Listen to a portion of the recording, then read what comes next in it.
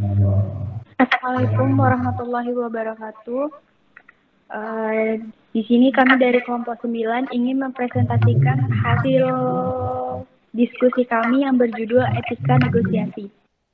Perkenalkan, saya sendiri sebagai moderator, Dian Nurma Vero, dengan dua rekan saya, yaitu Siti Nurjana dan Muhammad Ihsan.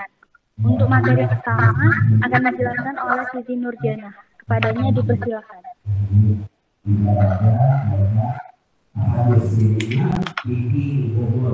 Etika dalam negosiasi. Peraturan etika bernegosiasi. Yang pertama itu berpartisipasi, keikutsertaan antar peserta yang akan terlibat dalam negosiasi. Yang kedua itu tidak boleh berbohong, harus jujur. Yang ketiga itu sesuai fakta atau ekspektasi. Dampak negatif atau kesulitan yang dihadapi dari perilaku tidak etis. Menurut Carles, pengajar kursus negosiasi, ia mengajar kursus negosiasi kepada pengacara dan pebisnis, di mana kedua belah pihak tersebut tidak boleh berbohong. Namun, Carles menemukan negosiator yang tidak jujur. Mereka salah mengartikan hal-hal yang tidak mereka untuk didiskusikan secara jujur. Mereka sukses melakukan negosiasi, namun dimulai dengan ketidakjujuran. Sedangkan dalam etika negosiasi, bahwa negosiator harus jujur dan tidak boleh berbohong. Dari negosiasi ini, akibatnya terdapat ekspektasi yang berbeda ketika pada saat pengacara ini sedang melakukan negosiasi. Dampak negatifnya, yang pertama itu sulit mendapatkan reputasi. Akibat dari perilaku tidak etis, maka nama mereka cepat ternodai, sehingga sulit untuk mendapatkan nama baik atau reputasi yang baik. Sehingga individu atau orang lain tidak mempercayai mereka lagi. Yang kedua yaitu sebuah keuntungan jangka pendek. Keuntungan jangka pendek dapat menjadi batu sandungan jangka panjang untuk transaksi di masa depan. Yang ketiga itu reaksi pihak lain. Dijelaskan di awal bahwa mereka akan kesulitan mendapatkan kepercayaan kembali dari individu karena reputasi mereka sudah ternodai akibat ketidakjujuran. Sekalipun ingin memperbaiki itu sangat sulit. Yang keempat yaitu pernyataan mereka harus diklarifikasi secara independen dan justifikasi. Mereka harus menjelaskan satu persatu secara independen kepada pihak ketiga karena setiap penjelasannya itu berbeda-beda. Yang kelima yaitu keefektifan. Negosiasi akan menjadi rumit dan kurang efektif dan efisien. Nah, selanjutnya saya serahkan kepada Hadiah. Untuk materi selanjutnya yaitu bidang misrepresentasi.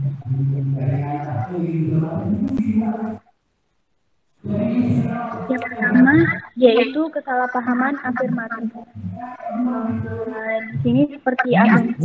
Misalnya klien saya berpikir untuk menjual perusahaannya dan pihak lain telah mendekati kami untuk mendiskusikan kemungkinan mereka membeli perusahaan ini. Yang kedua, pernyataan benar. Jika negosiator ditanyai tentang isu-isu sensitif atau masalah itu sendiri, pernyataan mereka harus diungkapkan dengan cara yang menyampaikan baik secara eksplisit maupun implisit.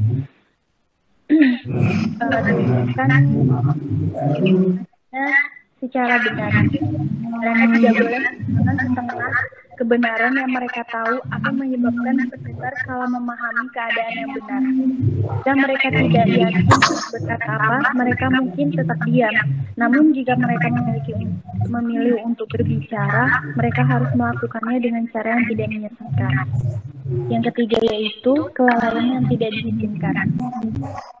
Dalam banyak strategi bisnis dan hukum, aturan dasarnya adalah peringatan pembeli berhati-hatilah. Jika pembeli tidak mengatakan pernyataan, pertanyaan yang tepat dan penjual tidak membuat pertanyaan yang salah, pembeli tidak memiliki jalan untuk bekerja kemudian melakukan masalah. Yang keempat yaitu kesimpulan. Meskipun beberapa pernyataan yang salah dianggap dapat diterima sebagai tidak selalu mudah untuk menarik garis antara pernyataan yang tidak berhak diandalkan oleh pihak lain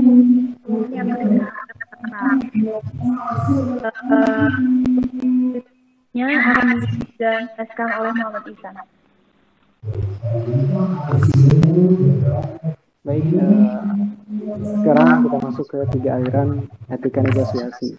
Menurut G. Richard Sell, bahwasanya ada 3 aliran dalam etika negosiasi, yaitu yang pertama adalah sekolah poker. Jadi aliran sekolah poker ini memiliki motto atau memiliki slogan bahwasanya negosiasi adalah permainan. Jadi bagi orang-orang yang memiliki etika, menggunakan etika sekolah poker ini, mereka menganggap bahwa negosiasi itu hanyalah sebagai permainan untuk menguji kecerdasan mereka, untuk menguji bagaimana mereka bisa mempengaruhi orang lain. Kemudian aliran kedua adalah sekolah idealis. Menurut orang yang menggunakan etika sekolah idealis ini, mereka mengatakan bahwa lakukan hal yang benar walaupun menyakitkan. Dalam negosiasi, mereka akan senantiasa melakukan yang benar meskipun itu bisa membuat mereka itu besar kemungkinan terjatuh gitu dalam proses negosiasi. Kemudian ketiga adalah sekolah pragmatis. Mereka memiliki slogan bahwasanya apa yang terjadi datanglah. Nah, untuk sekolah pragmatis ini akan kita bahas di slide berikutnya nanti. Kemudian dari 3 pilihan di atas, manakah yang mencerminkan sifat kalian pribadi? Lalu pikirkanlah apa yang benar-benar telah memilih, dengan apa benar-benar Anda telah memilih dengan tepat. Oke, ini dilewat aja ya. Nah, kemudian kita masuk ke slide berikutnya, ke perbedaan 3 aliran etika negosiasi. Nah, seperti yang dibahas di slide sebelumnya, bahwa ada 3 aliran, yaitu sekolah poker, idealis, dan pragmatis, dan perbedaan dari ketiganya.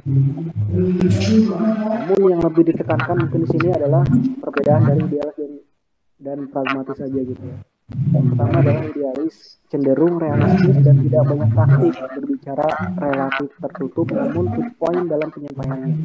Nah, seperti yang tadi dijelaskan di slide sebelumnya, bahwasanya orang-orang yang idealis ini mereka lebih mengutamakan kejujuran, bahkan meskipun kondisi itu mengancam dia kalah dalam bernegosiasi itu. Dia pragmatis, namun berbeda dengan sifat pragmatis, jadi lebih banyak menggunakan kebohongan dalam negosiasi.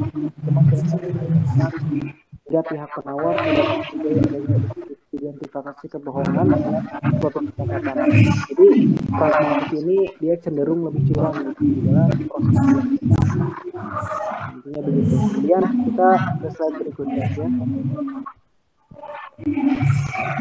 Teknik pemblokiran kaum idealis. Jadi ada 3 teknik yang digunakan oleh kaum idealis dalam memblokir negosiasi. Yang pertama adalah melakukan kebijakan batasan. Jadi terkadang di dalam negosiasi itu tidak ada batasan sehingga orang-orang yang pragmatis tadi bisa berasumsi dengan keinginan mereka secara bebas. Namun ada teknik yang dilakukan oleh kaum idealis gitu, bahwasanya mereka akan menyatakan kebijakan batasan. Ada batasan tidak boleh ke sini, ada batasan tidak boleh mengarah ke sana. Kemudian poin kedua adalah menjawab dengan pertanyaan lain.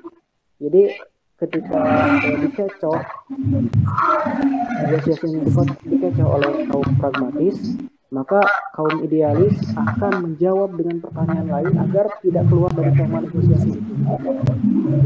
Kemudian poin yang ketiga adalah mengajukan pertanyaan alternatif dengan mengubah topik. Nah, ini juga salah satu strategi digunakan oleh kaum idealis dalam pemblokiran dari pertanyaan dari pihak pragmatis. Itu saja yang dapat saya sampaikan. Kurang lebihnya mohon maaf. Nah, saya kembalikan lagi kepada moderator.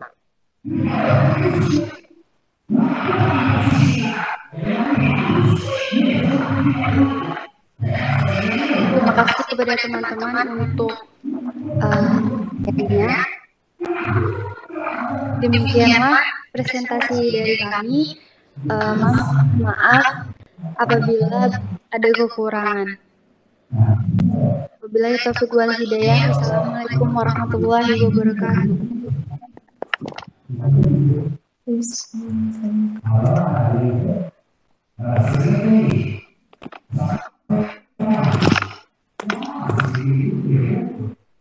Hmm.